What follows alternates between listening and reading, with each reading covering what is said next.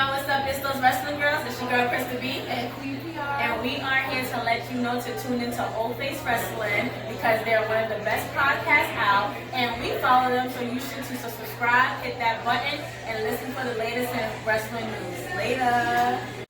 Hey, this is Sofia Lopez from Women of Wrestling, and you are watching Old Face Wrestling. That's right. Oh, Face Wrestling. Listen to the podcast. Listen. They are Dark Side approved. Outlet approves it. Oh, Face Wrestling. I'll be listening. Will you? Hey everyone, thanks for joining us today on O Face Wrestling. This is your co-host Christy, joined by your host JT. What's up? And today we are joined by MCW Heavyweight Champion Kekoa. How are you? Aloha. I'm doing fantastic. It's a gorgeous morning, and Yes. I'm ready to talk. I'm ready to Yes. chat. Thank you so much for joining us today. We know you're super busy and have a crazy schedule, so we really do appreciate you chatting with us today. It really does mean a lot to us. Secondly, I want to congratulate you again on winning the MCW Heavyweight Championship. You know, we were there that night. We were sitting second row. I had 102-degree fever. I was essentially dying. But we were there, and we were able to witness that moment. And not only was that just an overall incredible match, but just that moment for you was just, me sitting in the crowd, like watching that, I can't even imagine how you felt being that person. Just that win, when you got that win and they handed you that title and just like that look on your face, you could just tell how genuinely happy you were and just so thankful in that moment. So how was that moment for you, winning that title? You're getting me teary-eyed just hearing it. No, and thank you first off for having me on the show. Thank you for being in the crowd for that and pushing through 100-degree fever. It was rough, but yeah, that means the world to me. I just like you said, the moment of it happening and then just kind of taking in all this realization because, I've been doing this for, coming up on 14 years now. Oh, wow. And there was a moment where I've always wanted to come to MCW. It was always on the to-do list. And there's just different things that kind of delayed for me ever going there. And then there was at one point where it was like, all right, this is enough. Like I need to make the moves. And luckily it happened for me a lot faster than I thought it was going to be. I got very lucky and very fortunate. But overall, like besides, obviously appreciating the moment, because there was a time where I didn't know if I was going to be able to do well in MCW. It's not a lack of confidence. It's just a matter of it's uncharted territory. You see the big names that come through there and how great an amazing talented roster that they have. And there was a moment of like, when I wasn't there of like, all right, how well would I do there? That's a big question. And it's a question that I need answered. So from literally, after winning the title and then kind of being in that moment and going like, hey, you answered your own question. I guess you're doing okay. And then again, like just, and I've talked about this on, multiple different platforms about how I've had multiple near-death experiences, and especially I hope that, as tragic an event of this Kobe Bryant incident happening these past couple days, I really honestly hope that everyone takes this as a lesson of, tomorrow is never promised. I know it's talked about a lot. Everyone talks about it, but I hope that they can pull some type of positive out of this and really, take a look and realizing like, yeah, that's a true statement. And, especially coming from a legend that Kobe was. So from my own experiences and then having that moment, I just kind of wanted to like close my eyes and just kind of listen to everything that was happening and just kind of embrace the moment and hopefully never forget it and just appreciate that I got to that point. And if I never get to main event WrestleMania or if I never get signed by WWE, if that's the peak of my career, at least I got to cherish that moment and, hold on to it. Yeah, definitely. So you said you're coming up on 14 years wrestling, that's a long time. That's a really long time. So how did you initially get into wrestling? So when I was a junior in high school, I met a gentleman by the name of Bud Carson, who used to own a pro wrestling memorabilia store in Allentown. And he actually had a ring in the back of his shop that he would host like birthday parties for kids and stuff like that. And I went back there, and me and my friends would be able to get in the ring and like have some fun. We would just pay him like $10 to get in the ring and stuff. So it was a lot of fun. Yeah.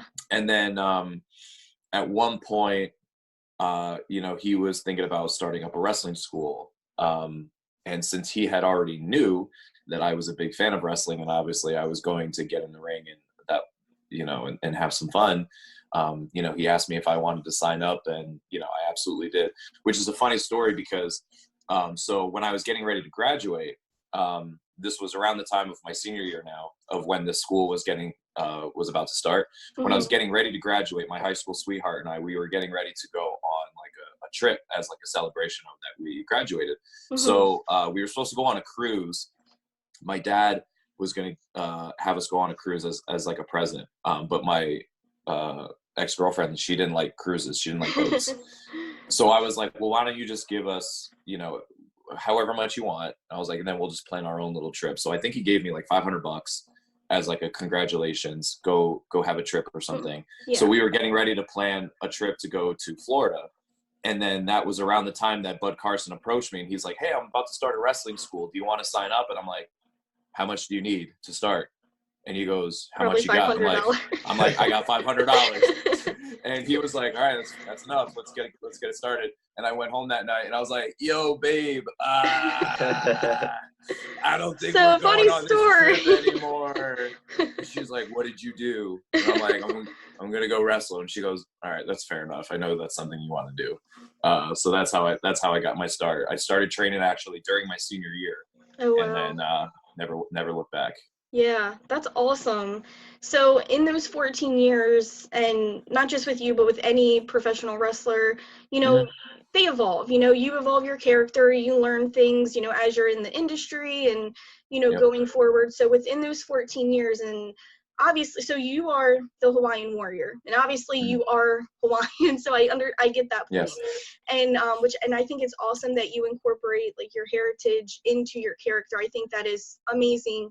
And actually, the first MCW show that JT and I had ever been to was just back in December, on I think it was the 27th at the New Year Extravaganza show. And we weren't even really planning on staying. We were there. He wanted to meet Renee Michelle. And we were like, well, we have tickets, why not? Like, why not just stay? And then ever since then, like, we've just been hooked. And it's just such a different experience because we're really big into WWE. So it was such a different experience being there versus at like, a Monday Night Raw show or, whatever. And we really just kind of had a different appreciation for pro wrestling, witnessing that, because you can just tell you guys, when you guys come out, when you're in the ring, you can just tell that you're just genuinely happy to be doing what you're doing. You're not necessarily there for the paycheck. You're not necessarily there, for the fame to be on TV and anything like that. And it's just such a huge difference. But so the main event was you, Brandon Scott, and Brett Titus, and you had came out, and my first thought, I was like, ooh, like, okay, I like his character. I love your headpiece and your intro. And I was just like, okay. And then you started wrestling, and I was like, that's it. Like that, like you could just tell your passion that you have in the ring. So in those 14 years, how did you evolve and become the Hawaiian Warrior? So the main reason why I evolved to the Hawaiian Warrior was actually when I tore my ACL. I was Kekoa the Flying Hawaiian for I think like eight or 9 years or something like that. And then I tore my ACL in North Carolina, and then I had to take off. I had to get surgery. And it seems like when somebody gets injured and they come back, it's like it's completely different. Stronger than ever. Yeah. So I knew at this point that I had been doing the Flying Hawaiian for so long. And when I would try out for Ring of Honor, or I would get to in front of the right people, it was yeah, the pieces are there, but there's something missing, and I don't, and no one can answer that but yourself. It seemed like I would get to that glass barrier, but I wouldn't be able to break through it. So I needed to figure it out. And then while I was injured, I had this idea for a character, which is generally like my heel character, but since nobody ever likes me heel because they're like, you're a really nice guy, you're a good guy. So they're like, we want you as a good guy. So I don't get to do it often, but this is how it evolved. So I came up with this character. I based it off of the original King of Hawaii, which is King Kamehameha. King Kamehameha is a, he's like a god in Hawaii. He's got streets, colleges named after him. Like he's got his own statue. Like he's the one that united the Hawaiian Islands. And as I was researching King Kamehameha, I learned of this story about how when he was getting ready for battle, he had taken his children and he walked them to a top of a volcano, and he actually threw them down into the volcano and sacrificed them to the gods in order to sacrifice his own blood in order to win a war. And I was like, oh my gosh. I was like, that's some bad guy shit. That's French, but yeah, I was like, why is this a good guy? So I thought about that. I was like, man, that's such an easy, like, if he's willing to kill and sacrifice his own blood, like imagine what he would do to any, for anything so I was like, oh man, that's the character. So my headpiece, my robe, my spear is all based off of his statue because he's wearing his war helmet, he's wearing his robe, and he's got a spear. So that's where my heel character came when I started calling myself King Kekoa, the warrior king, because Kekoa actually means courageous warrior in Hawaiian. So it's and that's my real name. Like that's the other funny part. Is it really? Too. Yeah. Oh, so wow. a lot of people think it's a gimmick. So they're like, I'm sorry, I've been calling you Kekoa for like 5 years. What the hell is your real name? And I'm like, and I have to pull out my driver's license and show them. They're like, no way. So that's how that started. I was the warrior king, King Kekoa. And then I started being a heel at a bunch of places, but they were like, man, we need you to be a babyface because we need a strong babyface, and you did very well.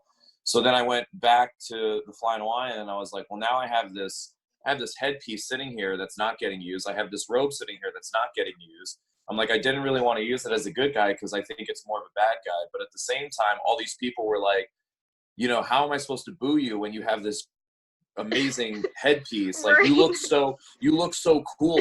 You look like a Mortal Kombat character. And I'm like, all right, okay, I guess I'll use it as a good guy. So then I was like, all right, I'll just call myself a Hawaiian warrior. Like just embrace what I kind of already am, what I was born with. So that's how I eventually became the Hawaiian warrior, and how it was just like, stop fighting what I kind of already have. I have a made gimmick, which is the other funny thing too.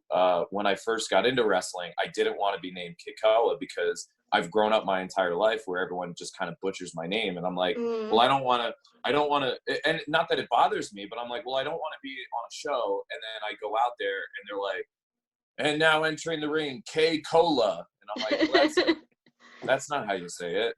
So I'm like, I thought it was just going to be too difficult for people to comprehend or be able to say. And then we were trying to think of names, and I'm like, well, I can't really think of anything. So I guess I'm just going to be Kekoa. And to me, it works out better anyway, because that's just who I am. So just go with it. Yeah, definitely. Now, when you were talking about heel and babyface, you've been both, and right now you are a face. To my knowledge, you are a face. What are you more comfortable as? Either or, to be honest, but like, it's easier for me to be really, yeah. I wouldn't say one is easier than the other. Like I've been babyface a lot longer than I've been a heel, but to me, being a heel is too easy. And the way that I always explain it to people is, imagine going to a party where no one knows who you are. You could literally walk into the room, not say a thing to someone, and they could be like, who's this idiot? Right. Like they could just look at you and not like you. Right. So to me, going out there and getting people to hate you is super easy. Getting people to like you, I think, is super hard. So for me to be able to go out there and just be like, hey, here's who I am, Mhm. you know, take me as I am, or if you don't want to like me, then don't like me. But I feel like the way that you know, between my facial expressions, between my character, the what I wear to the ring, the energy that I feel I bring, I think it's easy for kids to especially like me. Yeah. But either way, you know, like, to go back to your question, I don't think that I don't prefer one or the other. I think it's just easier for me to just be who I am, because then the other problem too is if you're a heel and you're like telling people to shut up or getting people to hate you, and then like you meet fans and then you're like, oh, well, now I kind of have to show my appreciation for you because Right. I need you here. As much as I also get where people are like, well, you're a bad guy, so you should be a bad guy and tell people that, you know, you hate them. And like, I get both, but it doesn't, I don't feel right doing it Right. because I'm just generally a nice guy. And at least that's what I think. So maybe it is just easier for me to be a heel. I guess that's Yeah. what, or I'm sorry, a babyface. So I guess that's Right. what I prefer. Yeah. I definitely like agree with you because like it is easier being a heel. Anyone could go out there and say shut up, blah blah blah, and get hated. But as a face, like one of the key factors in being a successful face is getting people to like you. Because anyone could also go out there and be a nice guy, but if the fans aren't behind you, then are you really a face? Mhm. But then the other tricky thing too, like you mentioned being a heel, like me personally, like I love when the wrestlers show appreciation, whether they're heel or face. Like it just like I know like it's not, they're playing a character on TV. Like I don't want them to play the character outside of the ring. When you're meeting them, Yeah. as a fan, you don't want that bad experience and all that. But what's funny too is like some people, it's actually challenging being a heel for them, not because they can't do it, because sometimes the fans just get that babyface vibe. Like I see it all the time watching wrestling, like where wrestlers out there just dragging the fans and they're cheering him still, just based off of the vibe they get. And like that's the kind of vibe we get. Like when we see you, we just naturally just want to cheer for you, regardless of what kind of character you. It's just the vibe that you can't teach. Thank you. Yeah, I to kind of go back to somebody coming out and trying to be a good guy and just people not liking you is actually a funny story or a funny experience that I had where I was at a company and I was begging them to let me turn heel because I generally am not heel, and I just wanted to kind of switch it up so that I'm just getting good at both. Mhm. And they were like, all right, we're gonna let you turn heel. You're going to turn on this guy after a match. You're going to just give him a super kick out of nowhere. So you guys will be cool during the match and then, turn on him afterwards. Mhm. So, but like the guy came out and he started being a jerk to the fans, but he's supposed to be a good guy and he's supposed to be nice. And I'm like, you're like, he got on the corner to do like his photo pose, and he saw a bunch of people like on their phones and he yelled at them to get off their phones. And I'm like, well, now they don't like you. And then I forget what else he was doing in the match, but there was a lot of things that he was doing where I'm like, oh, I remember him yelling at the ref at one point. I'm like, now the referee hates you. And I'm like, and now more of the fans are going to hate you because you're yelling at the referee and you're yelling at fans. I'm like, what is going on here? Right. So in the middle of the match, I'm like, this isn't going to work, but I'm like, but I'm going to do it because that's what we're supposed to do. And after the match was over, we hugged, we embraced, and then I kicked him, and the fans like lost their mind and they cheered and they were so happy that I did it. And I'm like, okay, great. Right. So sometimes it is hard for people to just, even though that they're trying to be one way, like their natural person comes out and is, so he was naturally like pissed off that these fans were on phones and wanted to yell at them. So yeah, I think it is just difficult for some people. Yeah. And sometimes it has to be the right story and the right person. Like you can't just necessarily turn on anyone. There has to be a story behind it rather than it just being this one random moment.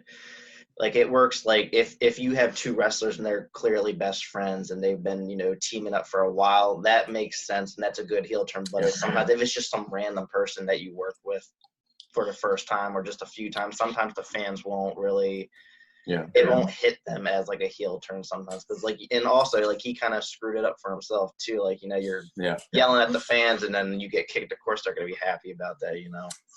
As they were, and it's still a running joke today where they're like, "Oh, the only guy to turn heel and get babyface pops."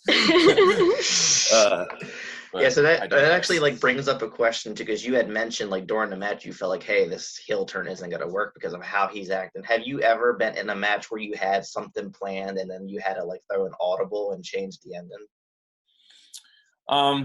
I've never thrown an audible. No, I don't think. I mean, because even in that moment, I knew it wasn't going to work. But I'm like, but I'm going. I'd rather get yelled at for something not working, but I followed the protocol than completely changing it and then asking for forgiveness. At the end of the day, I'm doing what I'm told to do.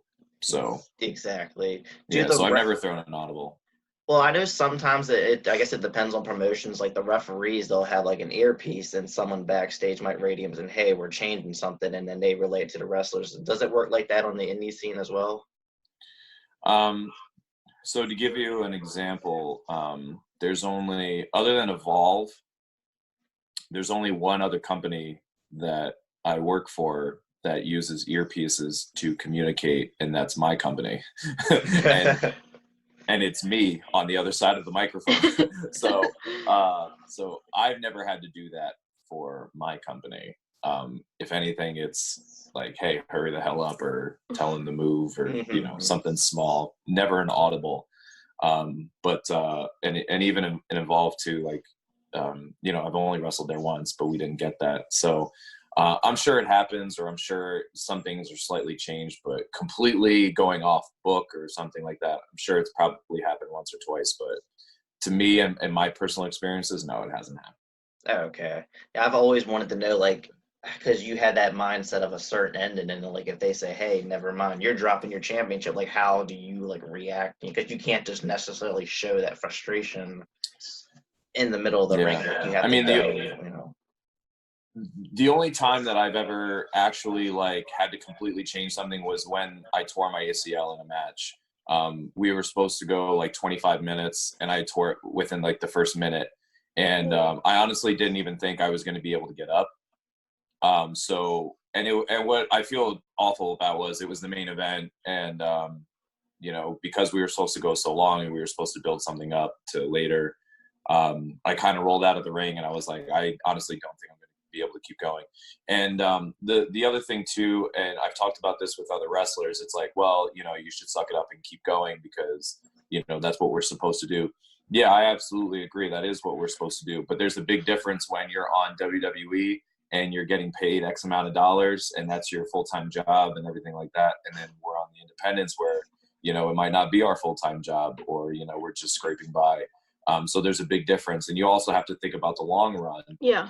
So to give you an instance, like at that time when I did it, like wrestling was obviously not my full-time job. So I still had work, Monday morning.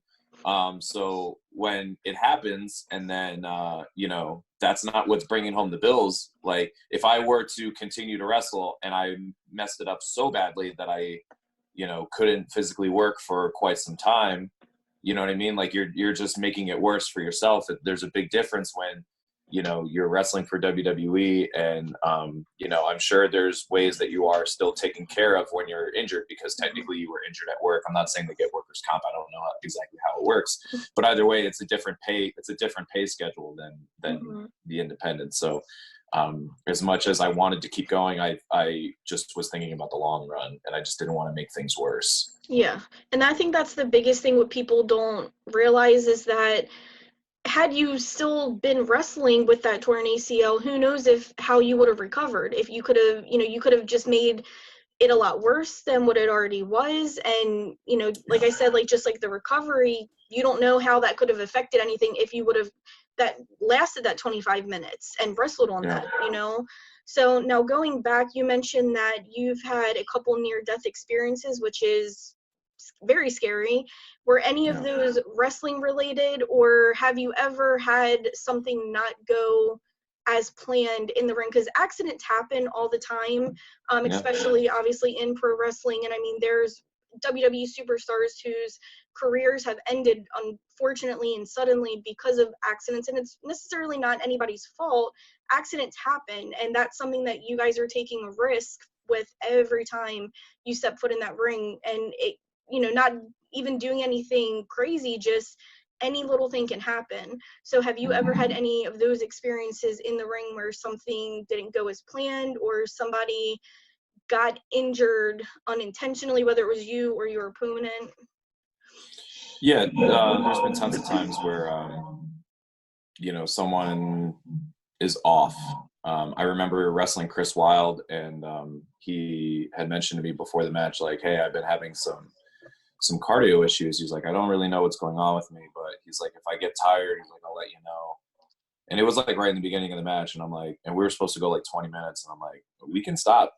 Like this isn't life and death situation here. And for him, he did almost die, not in that match particularly, but he had health issues. And then when he finally went and got checked out, they were like, yeah, this could have been something very serious.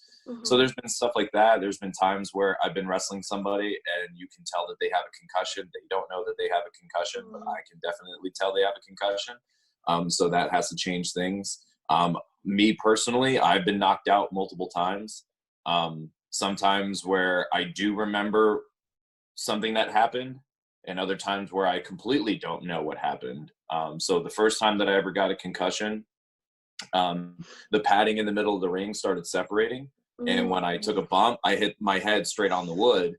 And I remember like the first few seconds after, and then the next thing I know, I was in the locker room and I knew the match was over. But the funny part was when I went out during intermission to sell merch and sign autographs, someone was showing me pictures of the match, and I remember being on someone's shoulders in the picture, and I'm like, I don't remember that. Right. And then I was on the top rope, and I'm like, I don't remember that. And then they were showing me all these other, I'm like, I don't remember any of this. Right. Like, so I don't know how the hell I finished this match. Yeah. The lights were on, but no one was home. But then there was another instance, and this was actually funny too. So I was wrestling in PPW, and I was wrestling a guy named Sam Adams. And Sam is very good in the ring. This was just an accident. He came off the top rope to hit me with an elbow drop. And as he was coming down, I'm like, man, he looks like he's going to land on my head. And that's exactly what happened. He landed right on my head. So what was funny was I remember him flying in the air. And then the next thing I know, things went black. And then the next thing I knew, I was laying on my side, but I knew I just kicked out. And I knew that I was just knocked out. This was very weird. And when I kicked out, I whispered over him, like, you give me a minute because you just knocked me out. So somehow I remembered getting knocked out. I don't remember him landing on me, and I don't remember kicking out, but I knew that I just kicked out. And the reason that it's funny was because after the match was over, my wife came up to me and she was like, what happened on the elbow drop? And before I told her, I was like, why do you say that? And she goes, because you kicked out, but you didn't kick out like you normally kick out. She's like, you kick out very strong. Like, like obviously you don't want to lose. She's like, It wasn't weak, but she's like, it just wasn't you. What happened? And I'm like, oh, I was knocked out. And she's like, what? And I'm like, I was completely gone. I was like, the lights were on, but no one was home. Right. So it's weird how like that happened, but somehow I remembered, or like my body knew what just happened, but like I don't remember it. So yeah, things have happened. Yeah, and like that's such a scary thing to think about, and like I said, you guys have to think about that kind of stuff every time you get in the ring when you're wrestling somebody, whether it's somebody you've wrestled 100 times or somebody who you're wrestling for the first time and you're not sure of their style. And I mean, that happens in WWE all the time, and I'm not sure how much of WWE you watch, but there was a match between Charlotte Flair and Sasha Banks, two of like the top women in the WWE women's division, and Charlotte Flair was just having such an off night. And I mean, there were times like she's dropped Sasha like straight, like just from like the top rope, she's dropped her, not intentionally of course, but dropped her, and like the way she landed on her neck, and I'm like, oh my, like her neck's about to like snap in half. And it's just so insane to think about that. And like I said, like, it's not necessarily anybody's fault. Everybody has off nights and off times, and it's just really scary to think about that you guys are just going out there for our entertainment, you know, risking your lives and risking injuries just to entertain us. And it's an incredible thing, but it's also extremely scary as well. So it's just like, to me, I feel like just communication in the ring is like the biggest thing. And that's not something we really see as fans, you know, like, we don't really see you guys like talking and whispering and this and that. We're not really paying attention to that things. We're paying attention to moves. So I just think that's like a really cool thing that you guys do. So what do you think is, like, as a pro wrestler, is like your biggest challenge? I don't know. I don't know what the biggest challenge would be, because it doesn't matter, you know, like you said, who you're wrestling, or, you know, if anything, you know, now that I think about it, probably my biggest challenge now is I feel like I've built this reputation of somebody that's consistent with their work, somebody that people like to come see. I feel like I've built that reputation. Whether I'm right or wrong, I don't know. But I mean, we came back a second time, so.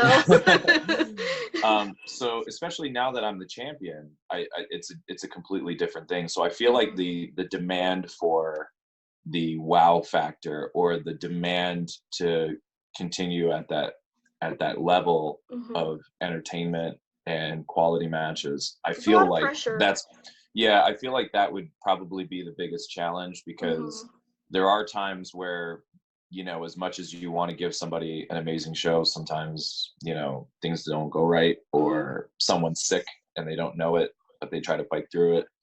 So I think, but overall, I think just that if I had to say what the biggest challenge is, I say it would just be to continuously evolve, to continuously outperform your last performance, or at least continue to get better and have great matches and everything like that.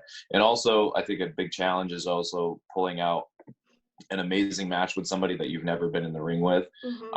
It's been talked about time and time again with different athletes, to where they say, yeah, the first time that we ever had a match, it was chemistry right away, and that does happen. And then there's other times where there's two guys that are both very good at what they do, and then they get in the ring and it's just not right. It's like, it's kind of like putting the two magnets together that are just not right, and they just go the opposite way. That's the best way to explain it. So I think that would probably be the biggest challenge, just, you know, continuously, you know, having great matches and being at that high level of an athlete. Sure.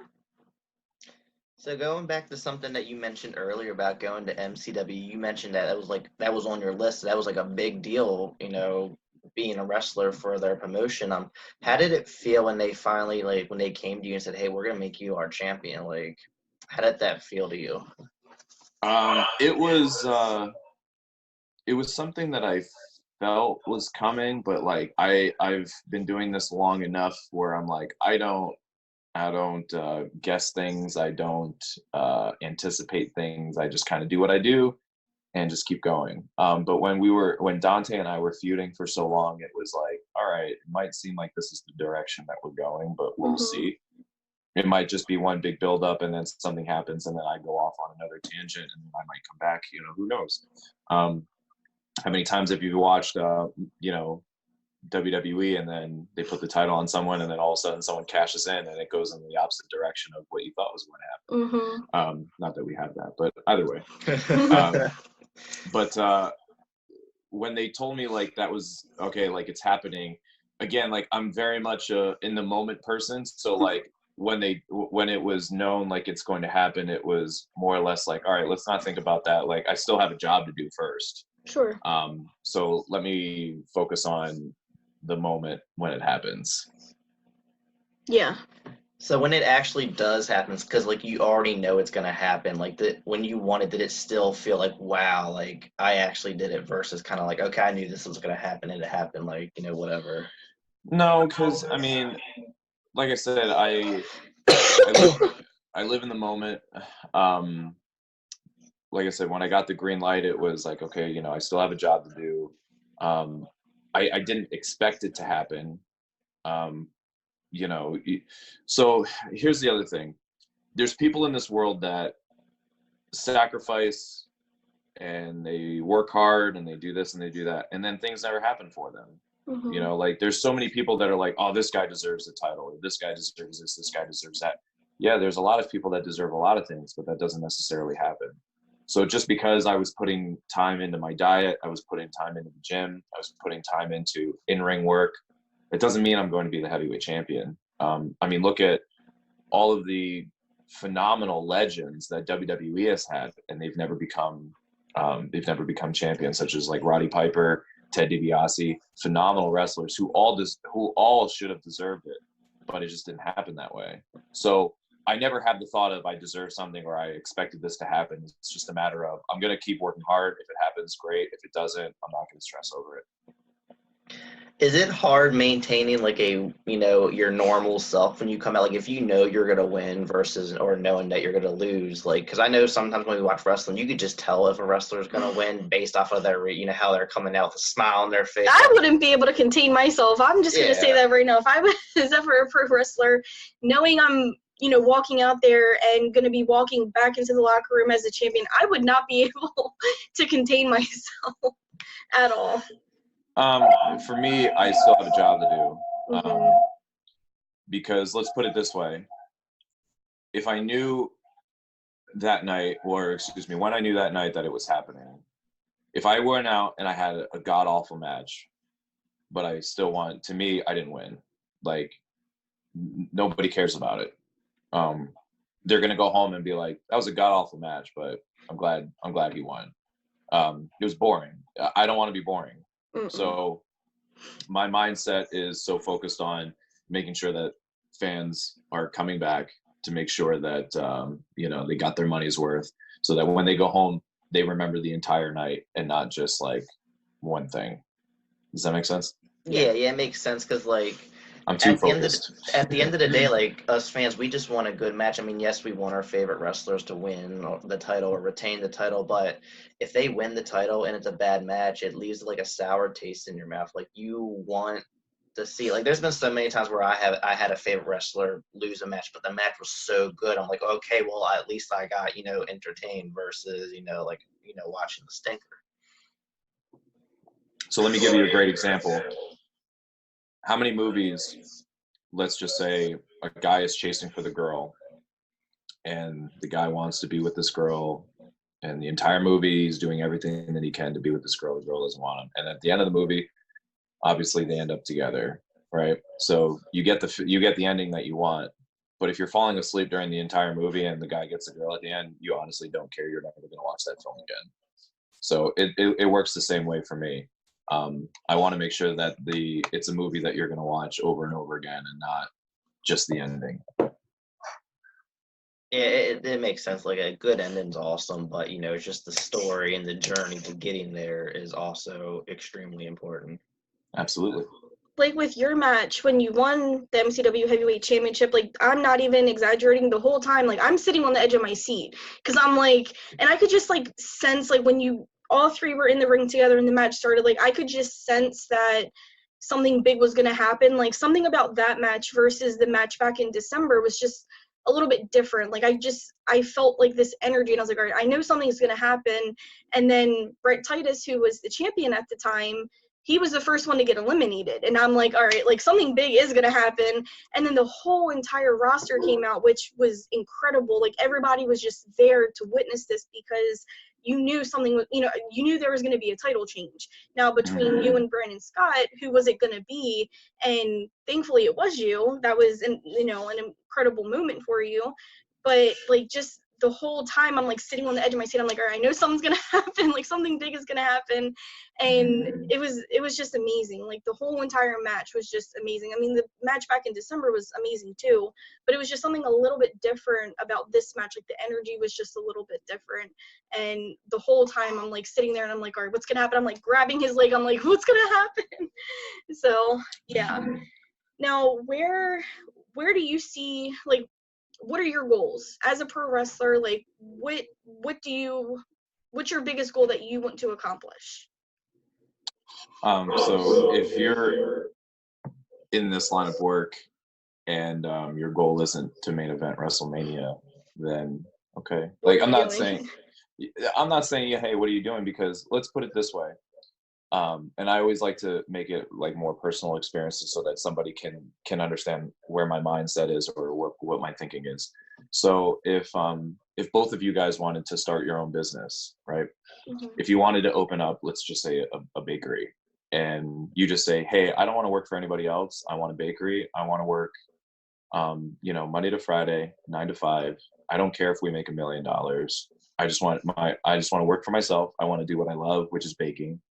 And I just want to work Monday to Friday. I have off on the weekends, spend time with kids, whatever. That's what you want to do. That's your success, right? Mhm. But then the next person who wants to start, let's just say a restaurant, who wants a chain, who wants, 300 locations across the country, who wants to make millions and millions of dollars. That's their goal. That's fine. You're both in the restaurant world. You're both in that entrepreneur world. You guys just have different goals. So it's Mhm. not when someone tells me like, well, I don't want to main event WrestleMania. That's not my goal. That's fine. That's your goal. You have absolutely every right to say, I just wanted to wrestle on the independents. I just want to do this on the weekends as like my getaway. And, that's fine because I don't want to be on the road. I want to be able to raise a family. I've heard stories about how these legends were on the road so much that they missed so many moments with their kids. And I don't want that. Mhm. Absolutely perfectly fine. Everyone has their own world. Everyone has their own life to live. And, whatever story you want to write for yourself, like that's on you. As for me, like I would absolutely love to main event WrestleMania. I would absolutely love to be the world heavyweight champion of WWE. Is that going to happen? Sometimes like that's where you have to kind of put your mind at ease and just say, if it happens, it happens. If it doesn't, it doesn't.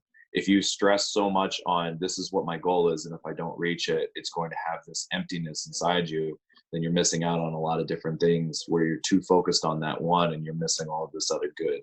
It's kind of like when, someone that has an amazing family, they have their own house, they have a great job, they're not poor, they have food on their table, they have a roof over their heads, and they're like, oh man, but I've always wanted a Bentley and I don't have a Bentley.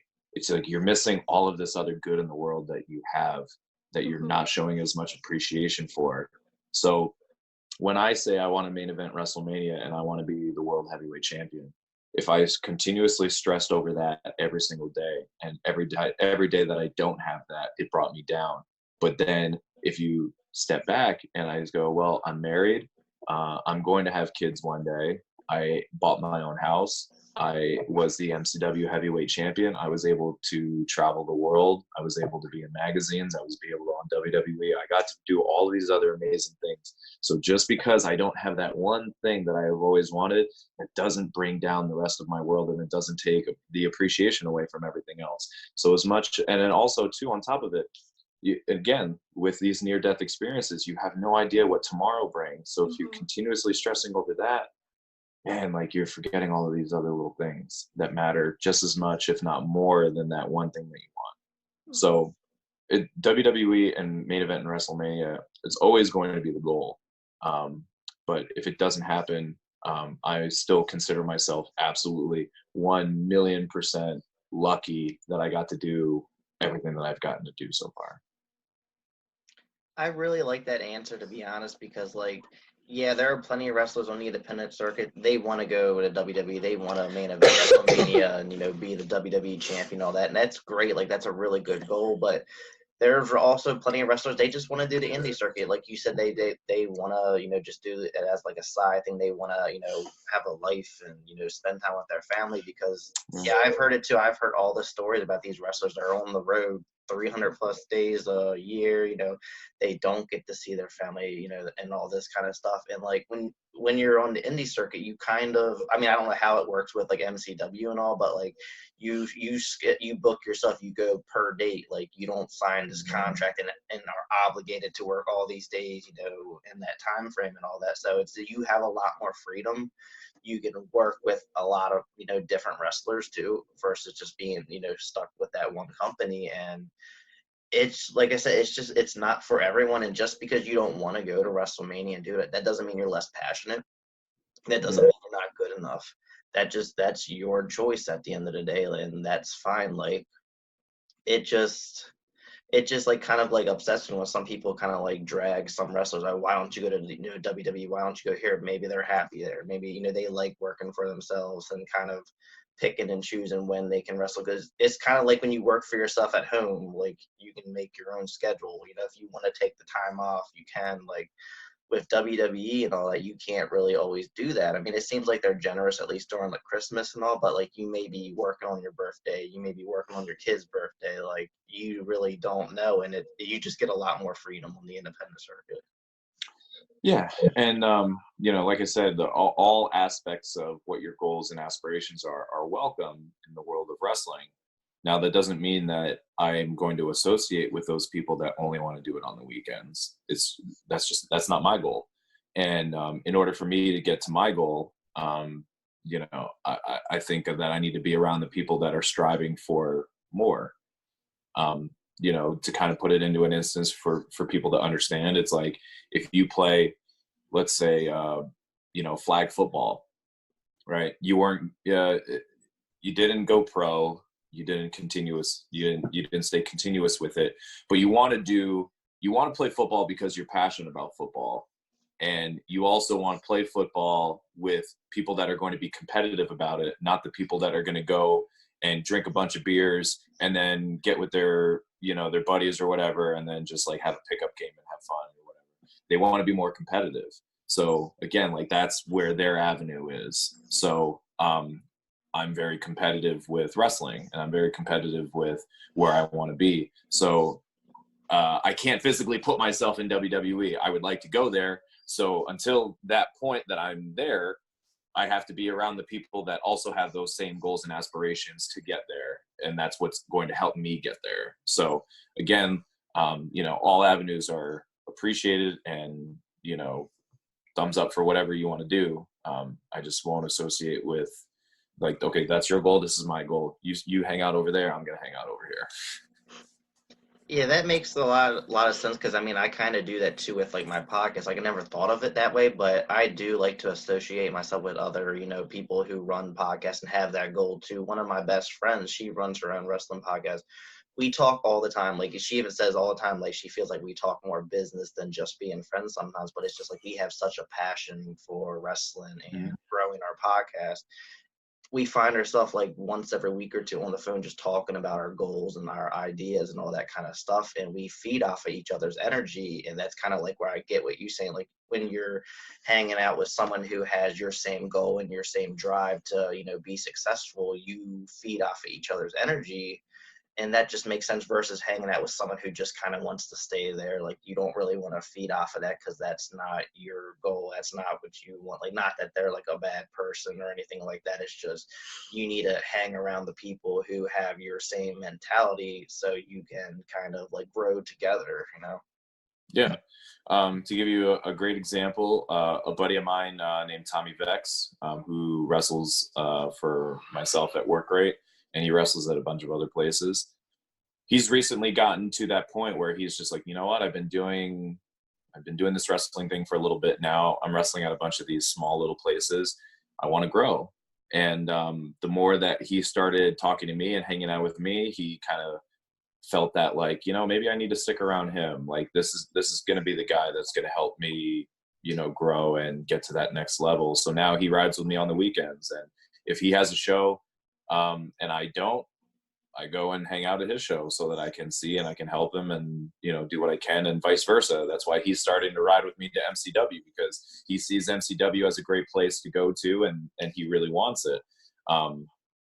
So that's why he's starting to come there. And again, it's just being in that circle. Your circle is absolutely everything, whether it's, sports related or personal. Your circle is always going to be a reflection of who you are as a person also. I praise him. I praise him every single time that, we get a chance to ride together. And I'm like, hey man, I'm really glad that you're coming along, because that speaks volumes. There's a ton of people that reach out to me that are like, hey man, how do I get on MCW? And I'm like, hard work. Like, hard work. Like, I hate to be blunt about it, but hard work, because a lot of these other companies, it's more or less like a who you know, and that's not how MCW works. MCW doesn't work of like, oh, you vouch for him, all right, we'll book him on the next show. No, because there's a gazillion people that want to be part of MCW. You have to prove that you want to be there, and you have to prove that you're going to be an asset to them. So when somebody reaches out and asks me and I tell them hard work, I never hear from them again. I never, you know, because they would rather go and wrestle on a show rather than put in the time and effort to be at MCW. And it's like, okay, I understand where your mindset is, but if that's where you want to go and that's what it takes to get there, then guess what you got to do? So that's why I praise Tommy so much, that he's starting to, you know, not take bookings to look at the long term. And, you know, that, and again, like your circle is absolutely everything. So I'm very glad that he's now part of my circle. Now, do you find that that happens a lot with people, you know, saying, oh, I want to be a pro wrestler, and not realizing how much time and effort and blood and sweat you actually have to put into it to become a successful pro wrestler? How much time do you have? All the time in the world. I mean, so let's look at it from a school aspect, and not just mine, but others. It happens everywhere. People want to do it. They take one bump and go, oh, I don't want to do that a million more times. Or you say, hey, you're kind of out of shape and you need to be in shape in order to do this. I don't want to diet. All right, see you later. Hey, you're going to need to basically have 0 plans on the weekends for every weekend for the rest of your life if you want to do this. I really like going to the beach, so I don't know if I want to do that. All right, see you later. So when I first started Work Rate Wrestling Academy, I think I had maybe 10 or 12 students. 9 months later, I have 4. Wow. So it happens all the time. It happens everywhere. And I'm not involved in that aspect of wrestling to make money. I'm in that aspect to also help me down the road. And I also, because I'm so passionate about wrestling, I love teaching, and I love showing people these little things and then going like, oh crap, like my mind's blown now. I just have so much fun with it. And the more people that come to me and they're like, hey, I can't do this for this reason, or I have to back out for personal reasons. Good. I don't want you in my circle anymore, because you're just proving to me that you're in the wrong circle. And not that it's wrong, but you're just not in my circle anymore. To give you a prime instance, Work Rate Wrestling Academy has a open tryout this Sunday. And in order to be a part of our school, you obviously have to come to the tryout. It's not like you can just randomly walk in one day and go, hey, I want to sign up. So I had somebody that on the phone with me for probably about 35 to 40 minutes going over about how, man, I really want to do this. You know, I've been so passionate about wrestling.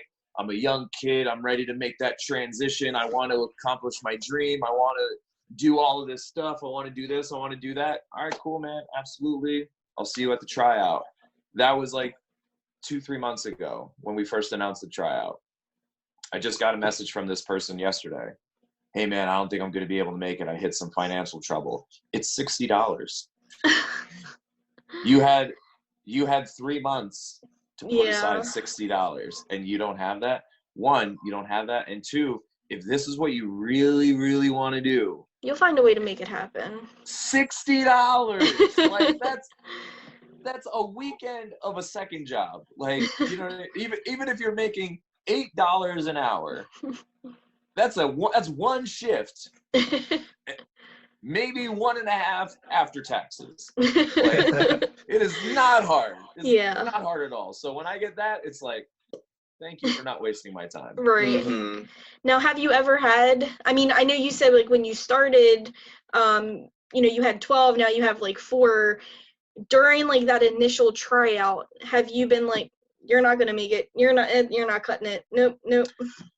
So there's people, okay, so the first tryout, there was absolutely somebody that I was like, they're not going to make it. And they proved it during the cardio aspect. I'm not expecting world-class athletes. I get it if somebody doesn't have their cardio level up, but I can always help with that. So I'm not focused on that.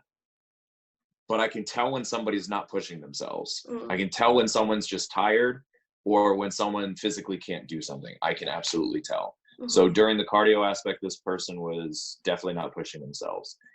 And then during the, when we were doing squats, I could tell for every 2 that everybody else was doing, he was only doing 1 because of how slow he was going. And I was like, all right, man. And I stood right in front of him and I was like, keep up with me. Keep up with me. And I'm like trying to motivate him, and he still was doing 1 for everybody else's 2.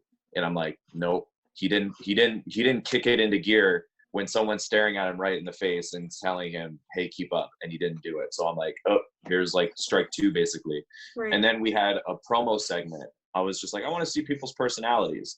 So I'm like, all right, here, you're gonna be this person, you're cutting a promo on this person, show me what you got. And he literally just goes, yeah, I can't do it. Like, and I'm like, you realize this is a try out. You have to try, otherwise you're out. Right. So he ended up leaving early. Like, we did go, in his defense, we did go over time. I said it was going to be until like 3 o'clock. And then at one point in the middle of the tryout, I was like, can everyone stay till 4? And they were like, yep, absolutely. Yep, absolutely. And he didn't say that he couldn't. And then once it got to like 3:15, he was like, hey man, I got to go. I think it was more or less he realized like it wasn't going to happen for him. And I don't think that he wanted to be told like, you're not going to make it. So he left and I never heard from him again.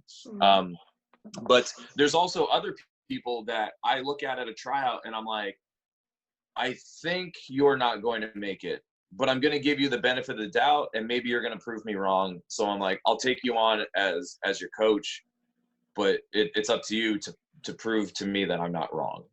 And so to give you a prime instance, there was 2 kids that tried out in the first one. They were super scrawny. And I'm not saying that you need to be big and bulky, but you definitely have to look bigger than what you are, because otherwise people aren't going to take you serious.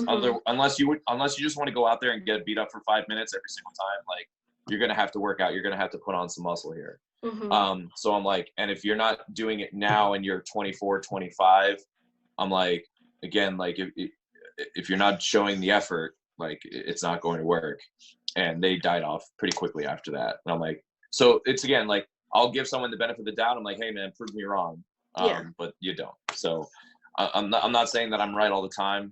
I've been wrong more than my share of times, but again, like, there are people that I do feel they aren't going to cut it. They aren't going to make it. And I probably should cut them, but I'd rather give them an opportunity to prove themselves. Yeah, because you would be surprised, because I've had a few jobs where I was a supervisor and we've had new people come in and I just get that vibe like, no.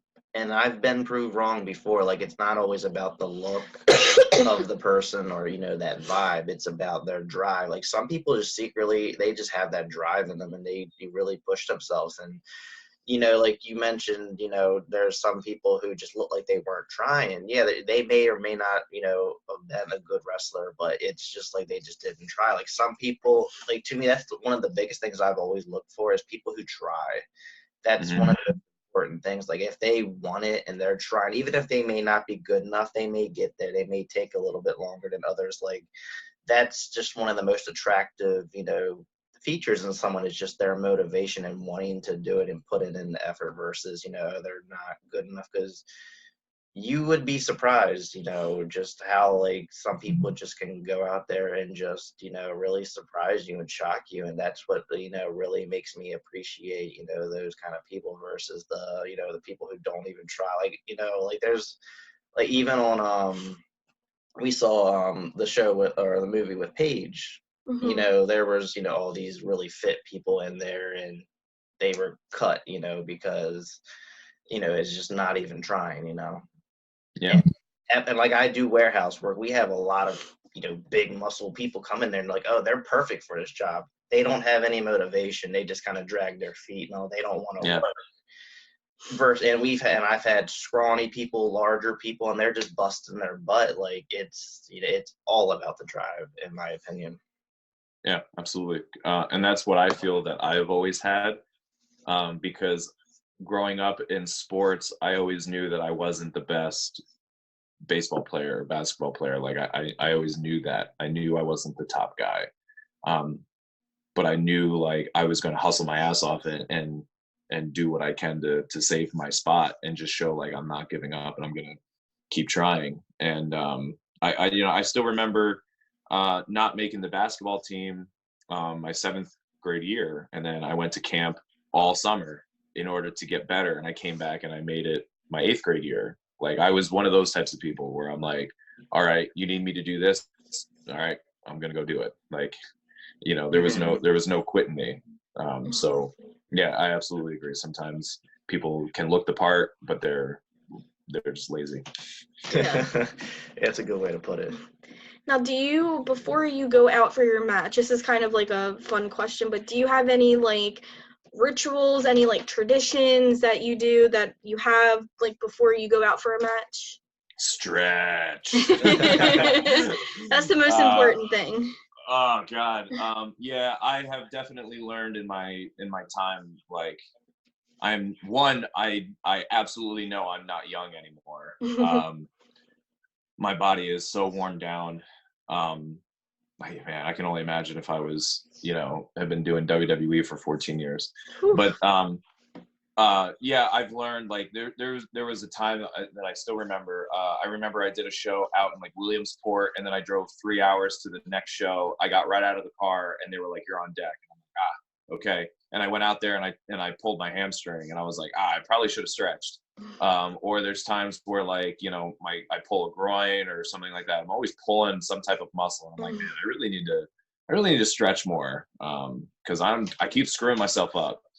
So before a match, yeah, absolutely. I like to take, at some point, even earlier in the night, I like to take about 15 to 20 minutes to just get like a real good stretch and be able to walk around a lot better. And then like before I go out there, I like to just do one more like light stretch just to fire up the muscles and get ready to go out there. So as far as like rituals or anything like that, I mean, if you want to call stretching a ritual, I mean, maybe it is for me at this point, which is always funny now that I think about it, because I used to work at a casino and there was a lot of Asians, and I would see these older Asians like standing outside the casino, like randomly stretching. I'm like, what the hell are they doing? And I'm like, they are so smart. Because now as soon as I get out of the car, because it's a 3-hour drive to MCW from where I live, so as soon as I get out of the car, the first thing I want to do is just stretch, because I'm like, God, that car. Right. So, man, they're geniuses. That's why Asians live to be 100. Yeah, that's funny that you mentioned like the stretching and all thing, because I personally, she gets on me all the time for not stretching, because I have a lot of back issues from doing the warehouse work for years, and it's like I need to stretch, because when I actually do get a good stretch, I feel so much better, because a lot of times I come in from work and I'm kind of like arched a little bit and limping and all that kind of stuff. So other than stretching, because I know being a wrestler, it does take a toll on your body, what other things would you recommend for people to do to kind of like Diet.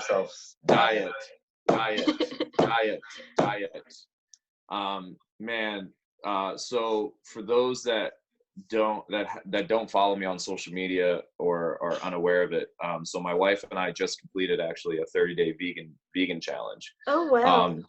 So we saw this movie on Netflix called Game Changers. It's more of a documentary, but either way, it's a documentary on the effects of eating meat and animal-based products and how it affects your arteries, your blood system, your blood flow, your inflammation, all of these things.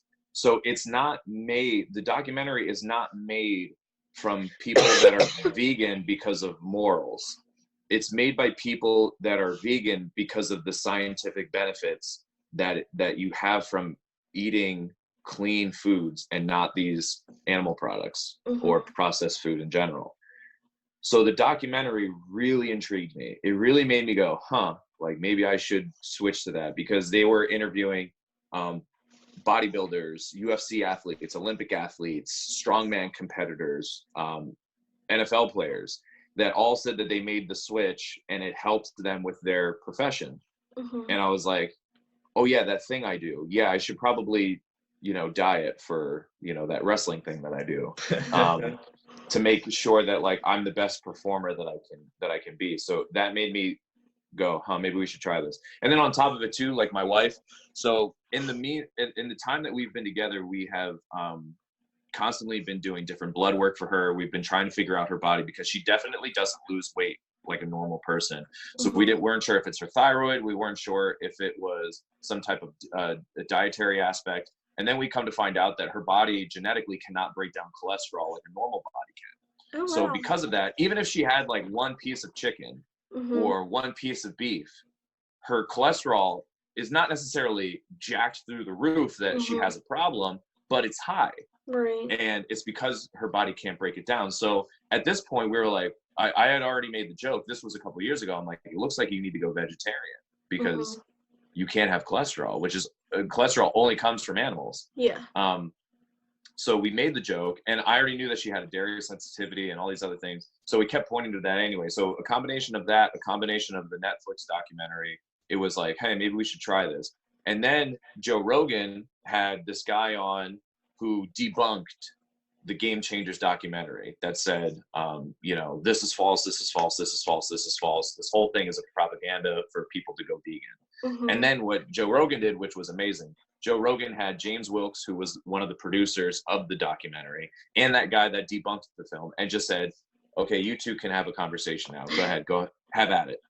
And James Wilkes, again, the producer of the documentary, tore this guy apart, literally tore this guy apart with all of his scientific evidence and proving why all of his information is correct and all of his information is either incorrect or misleading. So to give you a prime instance, there was this guy that debunked the film. I forget what his name is off the top of my head, but he was saying that there was a study that recently came out that said red meat and processed red meat has no direct correlation between inflammation, cancer, or any type of negative health effects, right?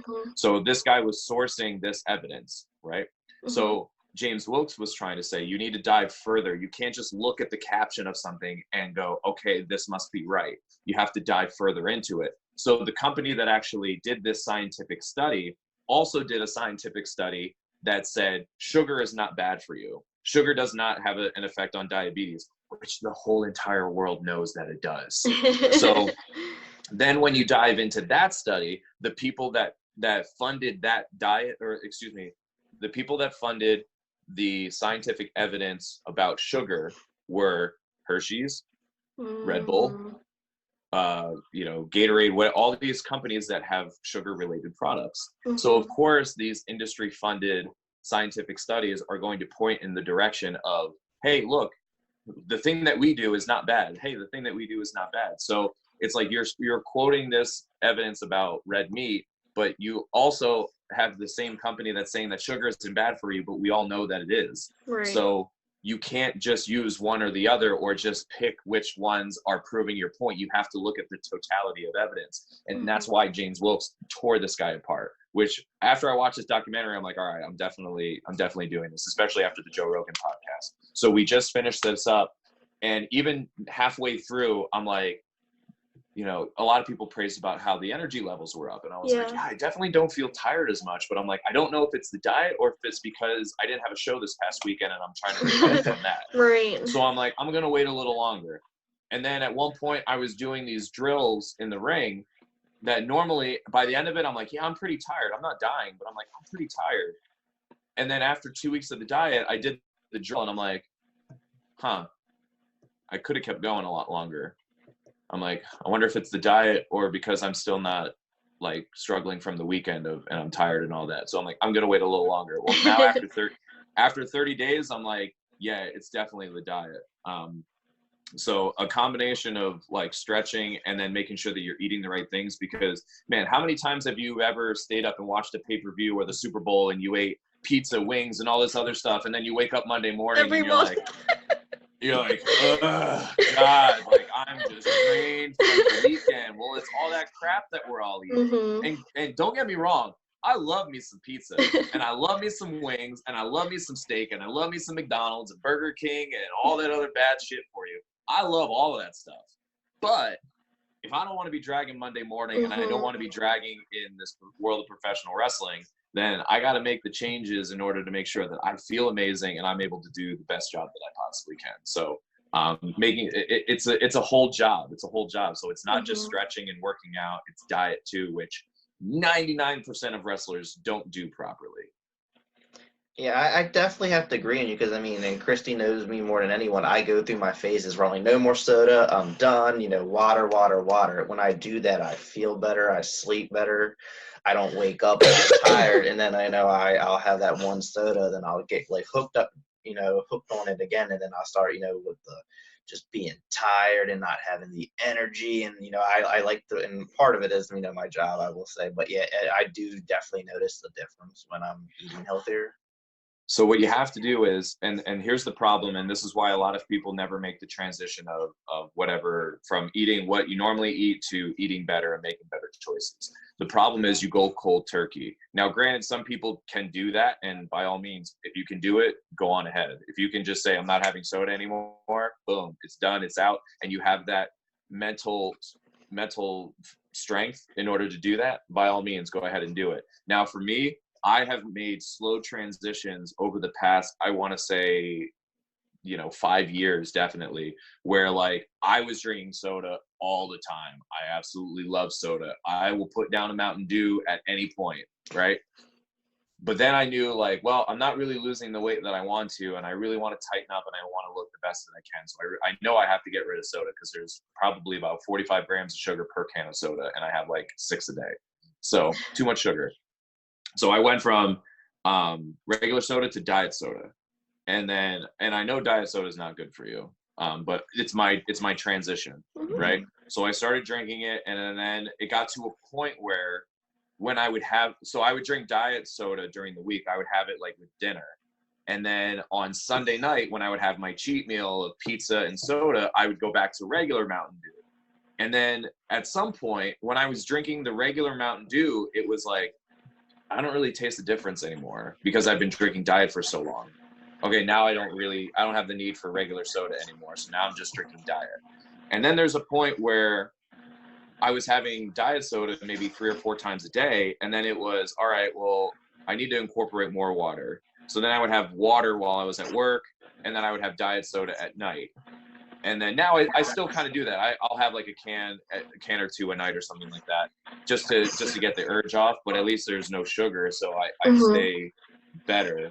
But again, like I do it more as a choice now, rather than like if tomorrow, if I was like, I'm never gonna have diet soda again, all right, I can cut it out completely because I have that strength now. But again, it was a slow transition of all of this regular soda, switch to diet, don't have the need for regular soda anymore. Now I switched to diet soda and water. You know what I mean? So now it's just more like I have the diet soda when like I just want like the soda craving, but I could drink water all the time if I really wanted to. So it's a slow transition. A lot of people they go cold turkey and they're like, nope, can't do this, screw it, and then they give up. But it's a transition. Yeah, it definitely is. Like I find it for myself, like I can go cold turkey, but I have to find a substitute. Like I can't just go from soda to water. Like I like to do tea. That's kind of my substitute, even though a lot of the tea I do drink has sugar, just not as bad as soda. But yeah, I do tea. For a while I was actually putting like cucumbers in my water. It gave it that flavor because sometimes I just can't drink the boring, no flavor. Boring plain water. Yep, it's terrible. Yeah. So yeah, like that's also like a good thing that I've done, like or lemons too. It gives it that nice little refresher kind of feel when you drink it. Yeah. So again, it's definitely transition for the majority of people. So, and again, that's why the majority of the country is, not in the physical health that we should be. And again, it just needs to be that transition. And I know it's a struggle for everybody. It was a struggle for me, but also you need to figure out the foundation of everything, because to give you another instance, so I knew that my wife had a dairy issue. And then I was like, well, maybe there's some other food. If you have a dairy issue, there's probably other foods that are giving you your system trouble that you're not even realizing. Because there were times where she could have pizza and then wake up the next day and be perfectly fine. And then there's other days where she would have a bagel and cream cheese and then she's ready to die. So her body had its decisions of how the dairy was going to affect it. So we had a hair follicle test to find out if there's other types of food that she's sensitive to. And then we found out that eggs were also on that list. So it was, look, you're having eggs all the time. It doesn't affect you like it does dairy, but it's affecting your inside. So I'm like, we should probably cut that out also. So for somebody that really wants answers and it really has that goal of like, I want to be in the healthiest, best shape that I can be, then you have to take those necessary steps in order to get there. And if you really just want to switch because you're like, yeah, I'm trying, but I don't really care, then by all means, go, do what you got to do. Whatever makes you happy at the end of the day. Now, have you felt like your in-ring performance has improved from going vegan this past month? So I had a match this past Saturday. I was actually in a Royal Rumble type match, and I had to get there late because I was a surprise entrant. So I showed up, way after the show had started. And I realized by the time that I was dressed and the Rumble was coming up, I'm like, oh man, I didn't have any water. Like I got so distracted with catching up with old friends and stretching and doing all these other things. I'm like, I completely forgot to hydrate myself. So I got out there and I could tell that I was dehydrated, but at the same time, I'm like, I'm not dying. So I'm like, maybe the diet is helping. Like sometimes you don't exactly know. There's obviously not going to be somebody that's going to be standing in front of you and going, hey, this is why this made this easier. But maybe the answers are in front of you and you just overthink it. So in the instance, like I'm not saying like I believe because of the diet, even though I was dehydrated, I was still able to go. I'm not saying 100% because I don't know, but I'm just saying, hey, I made this adjustment, so maybe that's probably it. But even also during that triple threat, so that was, a good amount of time into the diet, but there was never, like, I'm used to that by now. So I can't say the diet helped for that because I wasn't out of my element. Now, if you give me like an hour-long match that I haven't done in quite some time, then yeah, that might change my answer. So as of right now, I think it has benefited me. I can definitely tell when I do drills that are supposed to exhaust me in the ring, they're getting easier. So now I have to make it harder on myself. So the fun part is when I do these drills in the ring with my students, normally it's like, okay, you two go and then you two go, right? But now, like, I've been doing drills like back to back. So I do it with this student, and as soon as I'm done with that student, this student hops in, and then we go again. So like they're all doing one and I'm doing two. So now it might get to the point where they're doing one, maybe two, and I'm doing 3 or 4 in a row to really like just get my cardio up to that next level. So I guess I have to keep torturing myself. Now, are you planning on sticking with the diet or? Yeah, I'm gonna keep going with it. So awesome. I was technically supposed to have my cheat meal today where, man, I've been craving some steak. I really want a big hunkin' piece of meat. But I'm not gonna do that because now I got back down to the weight that I normally am for shows. I had gained a good amount of weight after the holidays, which I was very much prepared for. I knew it was going to happen. I hate myself for it every time, but I got to get it out of my system too. I got to have all of those Christmas cookies and ham and mashed potatoes and bacon and all that other stuff. I got to get it out of my system so that I can go back. But now, honestly, because of all the different products that are plant-based, but that are still kind of like the meat. So like there's plant-based ground beef that I make burgers out of. So in my psychological sense, I'm still having burgers. It's plant-based. Right. Yeah. So I don't have that craving as much because of how great the meatless industry has come. So that's why I'm on day 30. I'm supposed to have a cheat meal. I'm like, I'm just gonna keep going. Like I don't have that craving for it. Which a lot of the athletes on the Game Changers thing said the same thing too. Like, so there's a guy, I believe it was on the Titans. His wife actually created their own business by being caterers and meal prepping all of these meatless and plant-based options. She was doing it just for the team, and then that became like their own business. And they all said, they're like, yeah, I haven't really had the craving because we eat all this stuff and it's great. So I'm like, huh, guess they were right. Yeah. So yeah, I'm gonna keep going. That's awesome. Yeah, kind of like what I was saying, like it's all about the substitute. Like you found something that you could substitute for meat that still satisfies your craving for it, so that like helps you out versus, because I mean, in my opinion, there's nothing wrong with treating yourself once every blue moon. Like you can be really healthy and still once a month go to McDonald's and get a burger. Because I mean, absolutely. At the end of the day, we all like. I mean, who doesn't want a pizza, or Or a Five Guys burger. Like, I could never give that up, you know. Five Guys is overrated, but that's a whole nother podcast. Oh man, oh no. Yeah, Five Guys is completely overrated. Yes! It's good, don't get me wrong, but way overrated.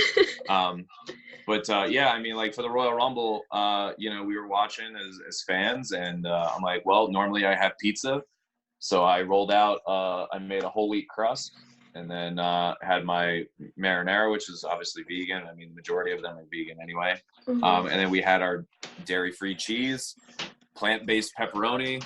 It gets the job done. Psychologically, I had pizza, but I didn't have pizza. Right. But yeah, I still miss all that stuff.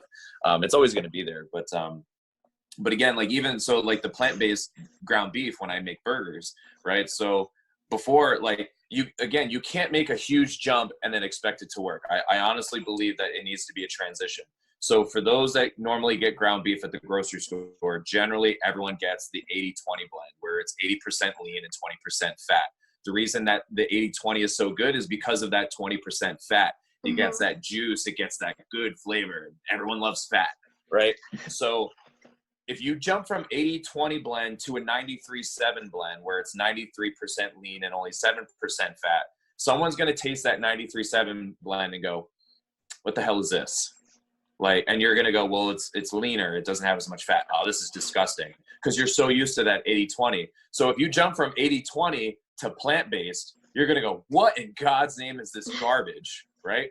But I'm so used to the 93-7 blend already, because anytime that we made tacos or burgers or something like that, we used the leanest beef that we could. So me jumping from 93-7 to plant-based, very easy. I ate that burger, and it's on my Instagram story. We made an entire vegan challenge story for this past month about different meals that we were having, our weight, everything. We tracked everything for people in order to see what we did and inspire others to possibly do the same thing. And there's a video of me. I'm like, all right, I'm about to try this plant-based burger for the first time. I take the bite and I'm chewing it, and I'm like, it tastes like burgers. Like, I don't it was almost like anticlimactic, because it's either you were expecting like, oh, this is disgusting, or oh my God, this is amazing. I'm like, it tastes like a burger. Right. Okay, I'm just gonna keep eating this. Yeah, but I definitely get what you're saying when it comes to like that transition and all that. Because I don't know if you've ever had the Impossible Burger from Burger King. I have not, and the reason that I haven't, and I apologize, because of so many reports that were coming out that they were cooking the same meatless option on like the grill with the same grease. Yeah. So from me, and from me being in the restaurant industry for quite some time, I do not doubt that whatsoever. There are a lot of things that the restaurants do that are not that are not up to code, that are definitely like, hey, you probably shouldn't do that, but you did it to get by. I'm not saying I agree with it, you know, whatever the case is. So because of all these reports that were coming out that said that they were doing that, I'm like, well, I'm doing it for the sole purpose of cutting out this meat product. So if somebody else is handling my food and I don't know how it was properly cooked, I probably shouldn't do that. And that goes with anything. It goes with all of these people. When I used to be a chef, and they would come and they're like, I have a gluten allergy, or I have a dairy allergy, I have this allergy, I have that allergy, I have a peanut allergy. And I'm like, well, you realize that we handle a lot of those products back there. So if you're literally going to have a small trace of something and it's going to kill you, you probably shouldn't go out to these restaurants. Right. And that's exactly why I don't go out to restaurants right now, because like there's not a lot of great meatless options. And if I'm doing this challenge, if I'm trying to make this transition, then the last thing I want to do is just like put myself in that position. So when we had this MCW weekend where I won the title, so that was a Friday show. We had Saturday night in Hollywood, and then on Sunday I had training, right, for my school. So I drove down Friday. We stayed in Delaware Saturday because ECWA uses my ring for their shows. So we had to set up Saturday afternoon, and then I had to drive to Hollywood Saturday night, and then I had to drive back. We stayed in Delaware Saturday night. I had to go and pick up the ring Sunday. Like, that's a lot of traveling. Yeah. Right? And this is why people go to Wawa, Sheetz, Burger King, McDonald's, because they don't have anything with them. And then they go and they're like, well, this is the only thing that's open at 2 a.m. Well, guess what? I brought a whole damn cooler of like 8 or 9 different meals that I made for me and my wife. And I'm like, now we don't have to go and sacrifice. We don't have to go and just eat this lettuce and vegetables with not a lot of protein. I'm like, now I made all these meals and now we don't have to sacrifice. I'm like, so we planned ahead and we made it work. Yeah. And that's another thing. So between, I don't trust restaurants, and I also want to make sure that I'm satisfied with whatever I'm eating, and making sure that I stuck to the vegan challenge. Like, I just made the effort in order to do that. Yeah, that's a really good idea, because a lot of people don't think about doing stuff like that. They think about the convenience of just being able just to drive up to a drive-thru and grab a burger or whatever, versus just, you know, meal prepping and all that. Like, I know she does it every now and then for work, and it's healthier, it's cheaper usually. Yes. And actually, after doing it, it's actually more convenient, because then you have the food right there versus having to drive out somewhere and to go and getting it.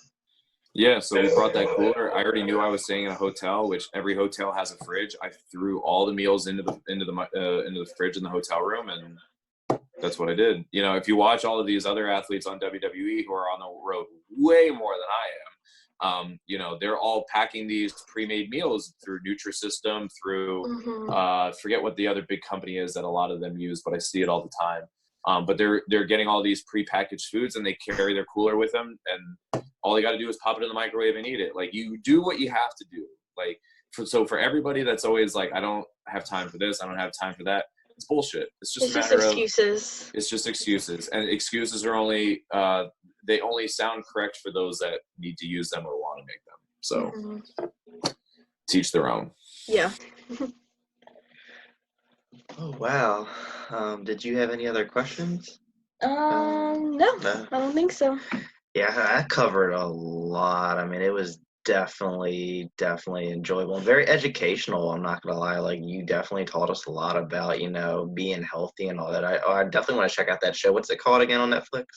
It is called Game Changers. It's a documentary on Netflix. Yes, it's produced by a guy named James Wilkes, who was a former UFC fighter who blew out both his knees, and what initiated his research in order to you know, because originally he wasn't researching to be vegan.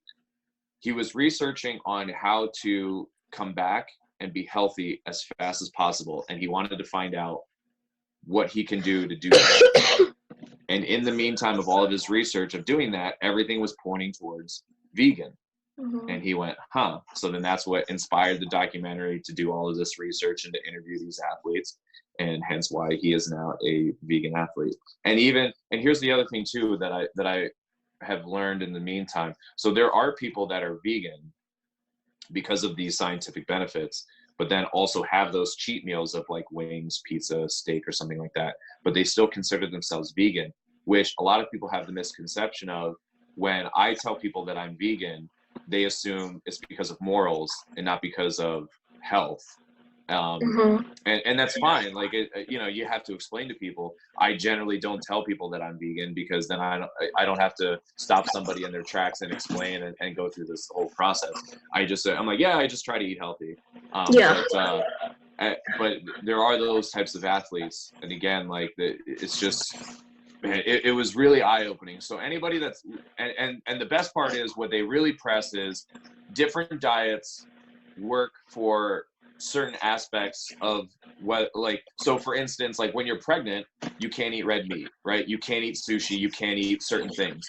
If you're elderly, you can't eat certain things because your body doesn't break down certain things. Vegan, plant-based diet is the only one that's recommended for all aspects of no matter what your situation is. And it really, it's like, okay, well, if anyone can have this, wouldn't that show you, like, this is the benefit, this might be what everybody should be doing. And I don't tell everybody that they should be vegan. It only works for people that believe in it or that really want to make that transition. By all means, I love me some steak. But if you're trying to lower your cholesterol, you're trying to make better health benefits, hey, maybe you should check this out and see if it intrigued you the way that it intrigued me. Now, what are your tips for, like, if somebody who eats meat on the daily basis and wants to transition to veganism, do you have any tips for somebody? Because that's a huge thing, you know, cutting out, that's a lot of food groups you're cutting out meat, you're cutting out dairy, and those two are like the biggest. It's hard, but it's not hard to put together a meal without meat, without dairy, unless you're really kind of paying attention to things and keeping your options open. So do you have any tips for people that could potentially want to transition to veganism? Yeah. So firstly, according to scientific studies, 2 out of 3 people have an issue with dairy, whether they know it or not. 2 out of 3 people have an issue with dairy. And also, dairy has a huge, I don't want to use the word huge. Dairy has a linkage to, you know, certain types of cancers and inflammation, different things like that. So a lot of people really shouldn't be having dairy in general. For me, I transitioned from whole milk to skim milk, and then I realized that there's still a lot of sugar in skim milk. So then I transitioned to almond milk, which you can't really tell the difference. Again, it was a transition.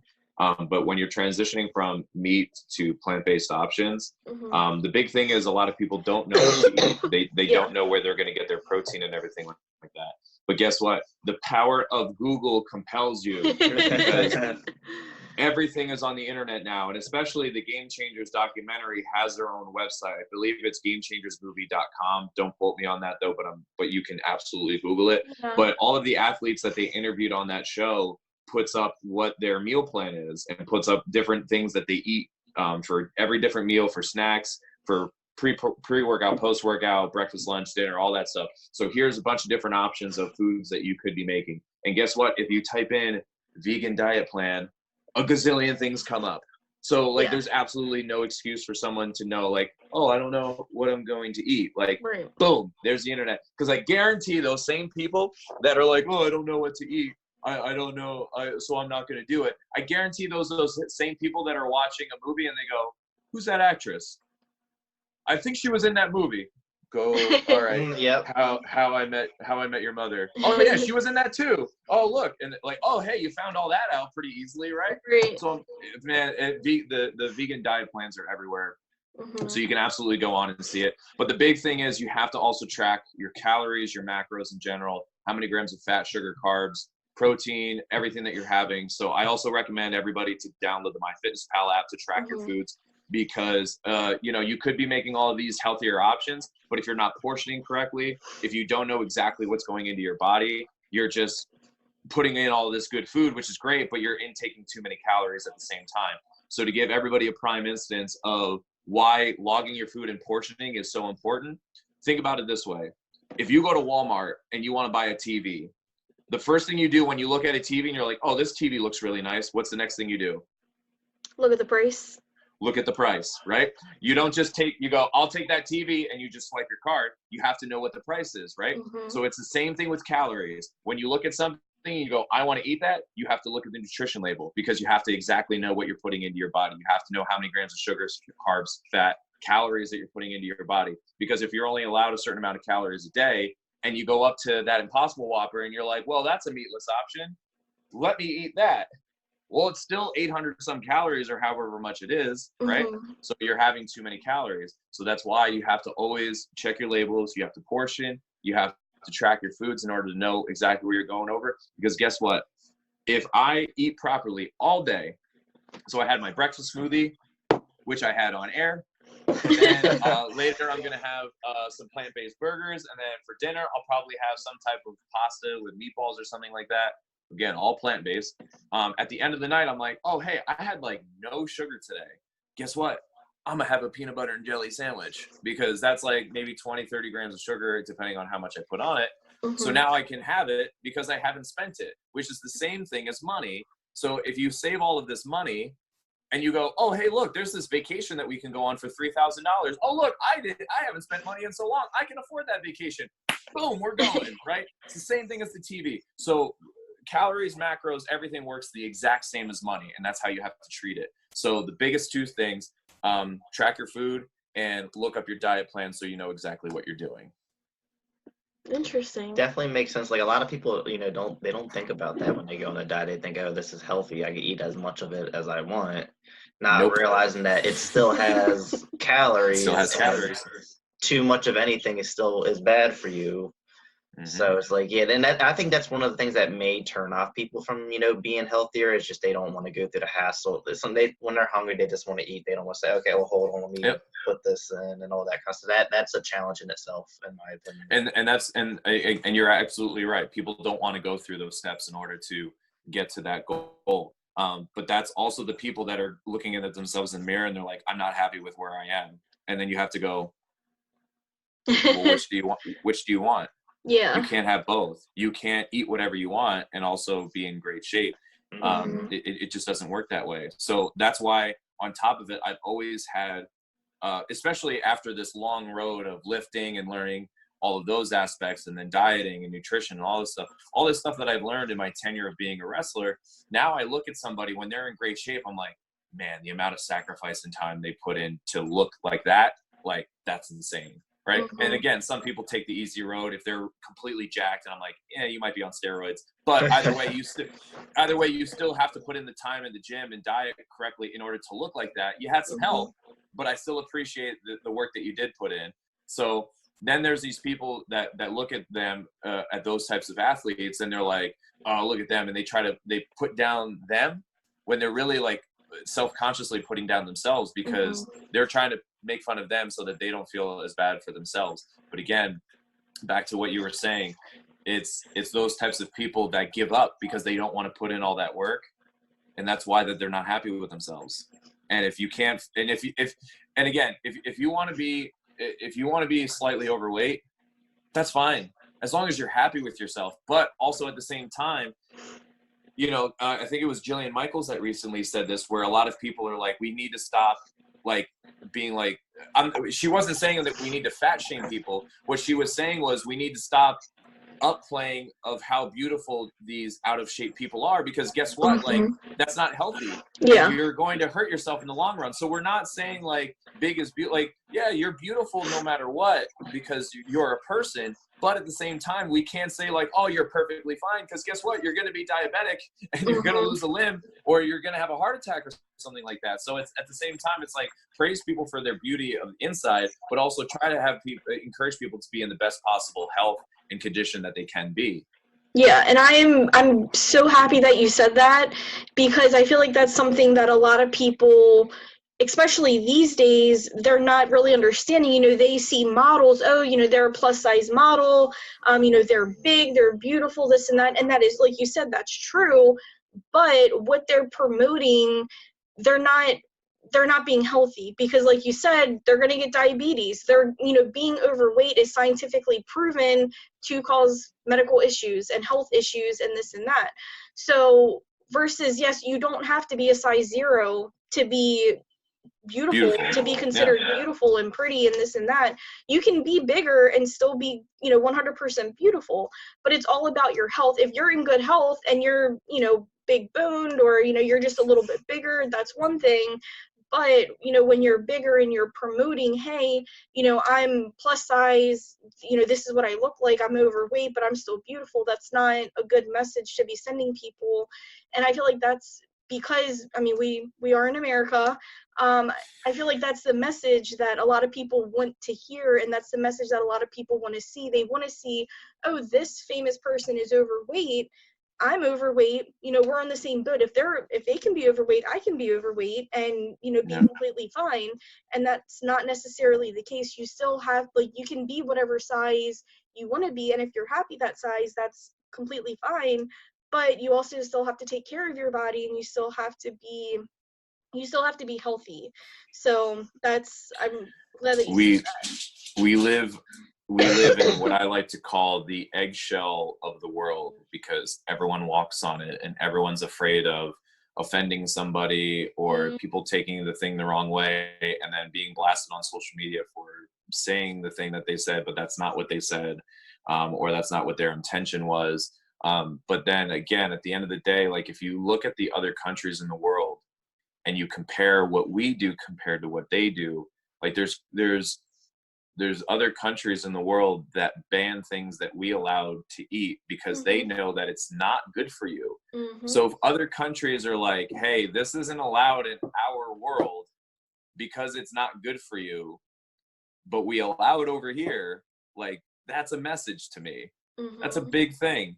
You're outlawing something. Yeah. That's insane to me. Yeah. Have you seen, on the topic of documentaries on Netflix, have you seen the documentary? I don't know if it's still on there. It's been a while since I've seen it, but it's called What the Health. Have you heard of it or seen it? I think I've heard of it, but I'm not aware of it. Okay, so like I said, it was on Netflix. It's been a long time since I've seen it, so I don't know if it's still on there.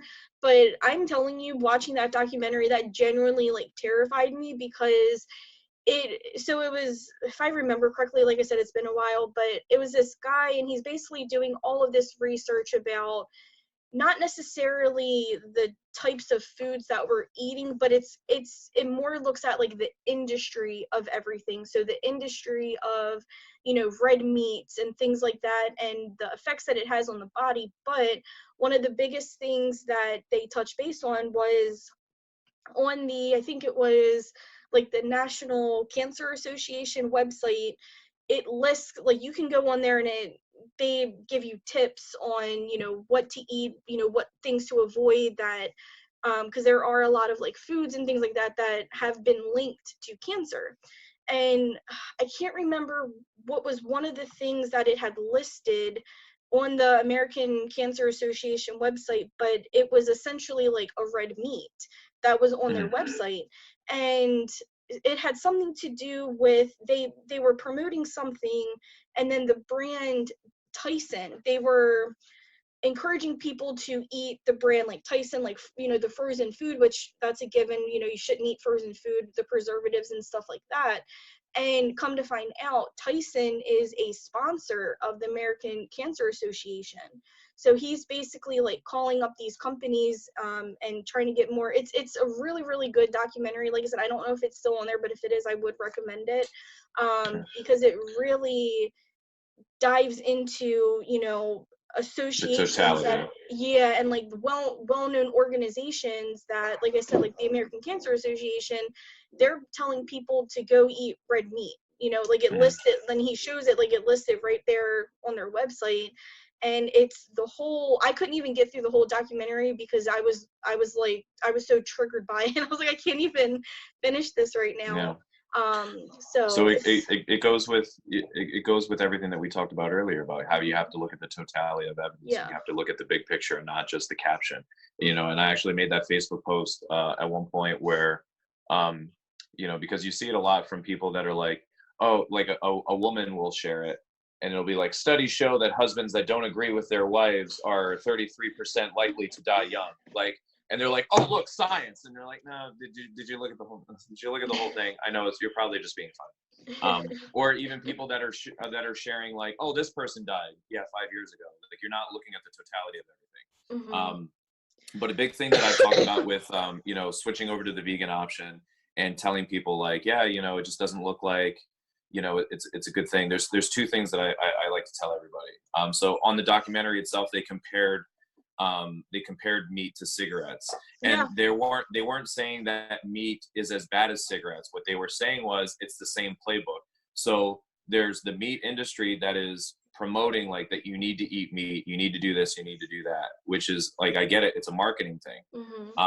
And it wasn't until, and it was the same way with cigarettes. There was doctors that smoked cigarettes. They had professional athletes smoke cigarettes for all of their ad campaigns back in the day. Right? They had all of these famous people like, oh, this person smokes cigarettes, why don't you?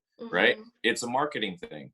And then it was years later that we were like, oh yeah, that's right. Like, it definitely causes lung cancer. And now they have to have that advertisement on everything. So they're saying, if meat is being advertised the way it does now, how many years is it until we definitely know that these meat products either definitely cause cancer or may cause cancer? And it's starting to show that now with the evidence that we have. So I tell people about that comparison, like, really think about it. Like, if we thought that these were fine back then, and now we definitely know that cigarettes are bad, what is 10, 15, 20 years going to say about meat now? we have no idea until we get there. And then the next thing that I like to tell people when they're like, oh, you know, my uncle used to eat steak every single night for dinner. He lived to be 104. Like, what about that? Okay, so here's my argument to that. How many people do you know that smoke cigarettes and people get lung cancer at 40, and people that smoke every single day and they actually live to be like 80, 90 years old? It all depends on your body. It all depends on what's going to happen. You know, and unfortunately, that's why there's children that have cancer. And then there's people that live to be 100 and never have cancer. It all depends on your body. But if there's this item that could potentially cause cancer, why risk it? You know, like why just keep doing it? Or at least if you're going to keep doing it, don't be surprised if it happens down the road and then you go, oh man, maybe I should have done this, maybe I should have done that. Yeah. So again, there's a much bigger picture. And again, people are always going to make their own decisions, which is perfectly fine. It's their life, not mine. But hey, what are you going to do? Yeah. Yeah, but I definitely agree with you. Like, everyone's body is different. Like, I'm one of those people, like, I could eat anything, and as much as I want, I don't gain a single pound. I've been that way my whole life. And versus me, like, I can drink a milkshake and I'm like jiggling for a month. Like, Good big daddy quote. Good, nice big daddy quote there. I got that. I picked up what you were putting down there. what were you saying? I was just saying, like, yeah, just like in general, like everyone, Yeah. Like your body's different. So again, there's somebody that's like, yeah, man, you know, in order to be healthy, man, I eat egg whites every single morning. Well, guess what? If my wife eats egg whites, she's gonna be feeling sick. Yeah. Right? Like, oh, have some Greek yogurt. That's definitely a good protein option, and it's a lot healthier of an option. Well, she's gonna die if she has too much dairy. So it all depends on your body. It all depends. Yeah. So you just got to figure out what works for you. Yeah. Well, you definitely will not be seeing us at Tryouts on Sunday. Maybe we'll catch the next one, whenever that is. That's perfectly fine. Yeah, we will be at MCW next month. On the 22nd. Yeah, the Kurt Angle. On February 22nd. Yeah. Coming to see the Olympic hero, Mr. Definitely. Kurt Angle. I'm not sure if you know this, but he won a gold medal with a broken freaking neck. You know, just want to throw that out there. What? I did not know You that. didn't know that? No. He talks about that all the time, girl. Oh, I was literally making a joke because he has to slip that in every time that he talks. So I thought that was a thing. Well, so I was trying to be facetious, but I guess it didn't work. Well, that definitely was true. And he also likes a lot of dairy too. I know that. Yes, he does. Like, Yes, he does. Yes. All right. Well, yeah. Thank you so much Yeah, for joining thank us you. today. This is definitely an honor, having the MCW champion. Don't say honor. But thank you guys very much for having me. I very much appreciate it. Yeah, thank no you. problem at all. And do you have any social media you want to plug? Oh, yeah. So yeah, if anybody wants to follow me on social media, I'm on Instagram, Facebook, and the Twitter, which is at Kekoa Pro. You could also follow our wrestling company, Work Rate Entertainment, on Facebook and Instagram and Twitter. It's on all three of them. But you can find us at Work Rate Entertainment. And then you can also find our wrestling school, which is at Work Rate Wrestling Academy on Facebook. We have the upcoming tryout on Sunday. So for anybody that's been thinking about becoming a professional wrestler, now's the time. Stop wasting another day. If that's your dream, then go chase it. So we have an open tryout this Sunday. Please contact us in order to reserve your spot. We also have Work Rate Entertainment has a show this coming Saturday, which is Valentine's Vengeance. We come back home to our home area, which is in Scott Run, Pennsylvania, which is located inside Forever Fitness in the Pocono Manor area. So that's our big show Saturday, the tryout on Sunday. And then for the MCW tour, well, we actually are going to be back in Joppa, Maryland on February 8th for Future of Honor. I defend the title against, I don't think he calls himself number one Brian Johnson anymore, but he's number one to me, Brian Johnson. That's going to be on February 8th. And then we're back at MCW February 22nd for Joppa, Maryland. And the big Kurt Angle, like we already said, is going to be coming back. So anybody that's listening, I very much hope that you guys come out to an MCW show. As you heard our two lovely hosts say, they came to one show in December and they've been hooked since then, and it's a different vibe than the WWE. And especially for anybody that's listening that has been debating on taking their kids to an independent show in general, it's a lot more personal. It's a lot more of an experience that the kid is going to be able to go home and be like, oh my God, like that was amazing. Mm-hmm. There's going to be a lot of different things that independent shows can do that WWE just can't do. There's going to be a lot of times where you take your kid to go possibly get a picture or an autograph with their favorite wrestler. And a lot of times it's just not going to happen. It just doesn't work out that way. Whereas if your kid all of a sudden, because of a fan and their favorite wrestler is, I don't know, maybe Kekoa, the Hawaiian Warrior, he's always there. He's always out at intermission taking pictures and signing autographs and selling his merchandise. So bring your kids over, come meet us. It's definitely going to be a great time, and it's going to be one that you're going to get hooked just like these two lovely hosts are. Exactly, because that's one thing I will say about MCW. I can't say it about all independent, promotions, but you all are out there prior to the show starting, meeting the fans and shaking our hands and taking pictures like that. That was one of the things that really drawed us there, because we've never seen anything like that. Like, we're just sitting on a chair, the one day, and Showtime and Hot Boy just came right up to us and, shook our hands, and I'm seeing them go around, and Robbie and Bobby and Gia. Like, it's just such a great experience there. Because we want you guys to come back, and we want you guys to feel like and we want you guys to feel like you know us on a personal level, so that you have that more of a connection of like, yeah, I want to go see them and I want to see them succeed. Because as you see, MCW has produced so many people, so many successful superstars now, whether it's Velveteen Dream, Leo Rush, Jessica Carr, who is now SmackDown's first ever full-time female referee. I mean, there's so many people that if you follow their careers from the time that they were in MCW and now all of a sudden they're in WWE, it's like, man, when that person comes out of the Royal Rumble, it's like, I was watching them in Chop. It's amazing. So me watching like Mercedes Martinez come out, Mia Yim, like all of these phenomenal people that I have gotten to in order to either share the ring with or share a locker room with, and seeing them on the big stage, man, it means so much to me, and I'm so happy for all of them. And it's going to be that same feeling that you guys are going to get as fans if you come and meet us and get to know us and come see us every month, and then hopefully one day we get that same phone call. Yeah, we're definitely hoping. I mean, definitely for you too. Like, as Goldberg would say, you're next. We'll see. Hopefully the cards are played the right way, but I hope. Yeah, I mean, just stay motivated. Just keep doing what you're doing. I mean, MCW is a great platform. Yeah, that's the easy part. Yeah, but yeah, you got a great platform. And I could definitely see it. Like, I get that vibe from you, and I got the same vibe when I interviewed Gia Scott. Like, you're just so hungry and motivated, and people like you have that advantage over the people who just go out there and just, I'm just gonna do my thing. Like, you want more, and you keep, you stay hungry, and I think you have a good chance, for success in the future. Absolutely. Thank you. And make sure the next time that you see Gia Scott, just say hello, and then also be like, you know what, I really like Kekoa's choice of colors. I really like that he wears orange all the time. And she is going to get very upset with you. She makes fun of me all the time because she's like, you only ever wear orange and black. You need to change your colors. And I'm like, I've been wearing orange and black for 13 years. Why in God's name would I ever change my colors now? And she's like, well, maybe it's time for a change. And I'm like, or it's not.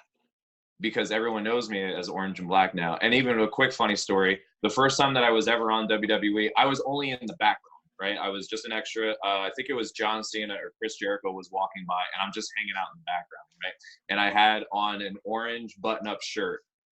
And my back was even to the camera. So you only saw my ponytail and the orange shirt. And I got a text from Adam Cole. And he's like, bro, were you just on WWE? And I was like, how the hell did you know? Like, my back was turned. He's like, I saw the orange shirt. And I figured it was you. And I'm like, yeah, absolutely. So I'm like, no, I'm not changing my colors. Everyone knows me as black and orange, so it's sticking that way. So make sure that you tell Gia that my choice of colors are amazing. I definitely will next time I see her. I talk to her like every time we go now, so I'm she picks on me all the time. All the time. And I always come in a suit, so like when I wear a purple shirt or something like that, she's like, oh look, not orange. I'm like, yeah, but I'm not wearing it out there. Yeah, we saw that when we were in the car waiting to go in Jan, or a few weeks ago. We saw you walking in with the suit and all. It's like, oh look, coming in. He was like, there's the wine guy. I'm always in a suit. Always in a suit. You don't see Tom Brady, Michael Jordan, all these professional athletes show up to a show in sweatpants and, a grungy shirt and a hoodie. They show up in full suits. You see WWE athletes show up in professional dress attire. So why are we any different? If you want to separate yourself as showing that you are you are professional and you carry yourself as a professional, then why would you ever wear anything else? And I get it. Some people just don't want to wear it because they hate wearing suits and it's not as comfortable. And I get it. I want to wear sweatpants in the car too, but I more care about carrying myself as a professional. I've been doing that since day one. I have never not worn a suit to a show. So that's my thing. Yeah, I definitely like that. Like you said, it definitely makes you stand out and everything. Woo. But yeah, so like you mentioned, a few minutes ago, follow you all on social media, your wrestling training school as well. And then everyone else, just make sure you look for us on YouTube, Facebook, Twitter, as you said, and Instagram, where just look us up, Face Wrestling. And thank you all for tuning in. This was definitely an I will believe the honor word. This was definitely an enjoyable yes, it was an enjoyable chat. And thank you all for tuning in, and make sure that you go to MCW if you're in the area. Definitely, like I said, a great experience. Mm-hmm. And we definitely plan on going pretty much every month as long as there's an awesome. Thank you guys again for having me. All right, no problem at all. Thank you so much.